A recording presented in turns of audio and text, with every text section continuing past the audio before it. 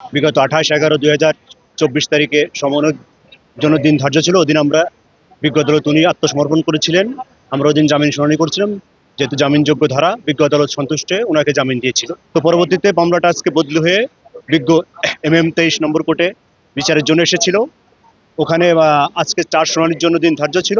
ওখানে আমরা আজকে ফ্রেশ বেল চেয়েছি পূর্ব শর্তে, এবং চার্জ আমরা নথিটা পর্যালোচনা করে ডিসচার্জের পিটিশন দিব বিধায় আমরা সময় চেয়েছি। বিজ্ঞ আদালতের সন্তুষ্ট হয়ে আমাদের সময় মঞ্জুর করেছেন এবং আমাদের জামিনটা বর্ধিত করেছেন।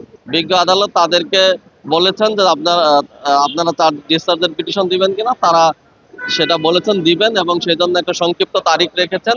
এই তারিখের মধ্যে যদি সেই আবেদন না দেওয়া হয়, তাহলে আসামির বিরুদ্ধে অভিযোগ গঠনের মাধ্যমে বিচার প্রক্রিয়া শুরু হবে। আপনারা জানেন যে এক্সিকিউটিভ ম্যাজিস্ট্রেট জনাব তাপস্বী তাবাসসুম মুরমির বিরুদ্ধে একটা মামলা হয়েছিল 8/10/2024 তারিখে 501 এবং 500 ধারায় মানহানির। পরবর্তীতে সমন জারি করেছে বিজ্ঞ আদালত। ওই অনুযায়ী আমরা বিগত 28/11/2024 তারিখে সমনের জন্য দিন ধার্য ছিল। ওদিন আমরা বিজ্ঞ আদালত উনি আত্মসমর্পণ করেছিলেন। আমরা ওদিন জামিন শুনানি করছিলাম, যেহেতু জামিনযোগ্য ধারা বিজ্ঞ আদালত সন্তুষ্ট হয়ে ওনাকে জামিন দিয়েছিল। ওই দিন বাদীপক্ষ আপনার 250-টিরও বেশি ডিজাইন অপশন নিয়ে ওয়ালটন স্মার্ট ফ্রিজ, বোঝে আপনার প্রয়োজন। কোড অফ ক্রিমিনাল প্রসিডিওরের 124-এর এ ধারায় একটি রাষ্ট্রদ্রোহিতার অভিযোগ এনে একটা পিটিশন দিয়েছিল, ওটা অ্যাডিশন করার জন্য। কিন্তু বিজ্ঞ আদালত যেহেতু এটা ক্রিমিনাল মামলা এই পর্যায়ে এবং শেয়ার কেস, সেক্ষেত্রে এটা সংযোজন করার কোনো সুযোগ নাই বিধায় বিজ্ঞ আদালত ওটা নামঞ্জুর করেছে এবং আমাদের জামিনটা মঞ্জুর করেছিলেন। তো পরবর্তীতে মামলাটা আজকে বদলি হয়ে বিজ্ঞ MM 23 নম্বর কোর্টে বিচারের জন্য এসেছিল। ওখানে আজকে 4 শুনানির জন্য দিন ধার্য ছিল।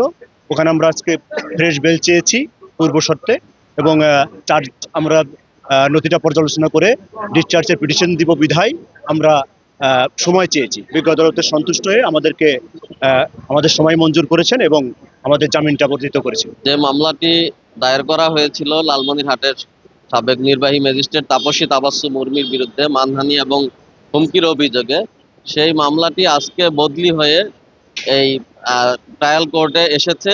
আজকে প্রথম ধার্য তারিখ ছিল। আসামি পক্ষ পূর্ব শর্তে জামিনের আবেদন করেছিলেন এবং বিজ্ঞ আদালত জামিনের দরখাস্তের পরিপ্রেক্ষিতে জামিন বর্ধিত করেছেন পরবর্তী ধার্য তারিখ পর্যন্ত। আর বিজ্ঞ আদালতে আমরা বাদী পক্ষে বলেছিলাম যে যেহেতু আজকে এই মামলাটি সিআর মামলা হিসাবে সরাসরি আমলে নেওয়া হয়েছে, সুতরাং ডিসচার্জের জন্য ওনারা যে সময় চেয়েছেন সেই সময় চাওয়াটা যৌক্তিক নহে। কারণ তারা ওই তারিখের পর থেকেই নথি দেখেছেন, এবং যদি তাদের ইচ্ছা থাকতো তাহলে তারা আজকেই ডিসচার্জের পিটিশন দিতে পারতেন। এটা মামলাটাকে প্রলং করার জন্য ওনারা এই কথা বলছেন, সময় চাচ্ছেন। আমরা চার্জের জন্য আর্জি জানিয়েছিলাম।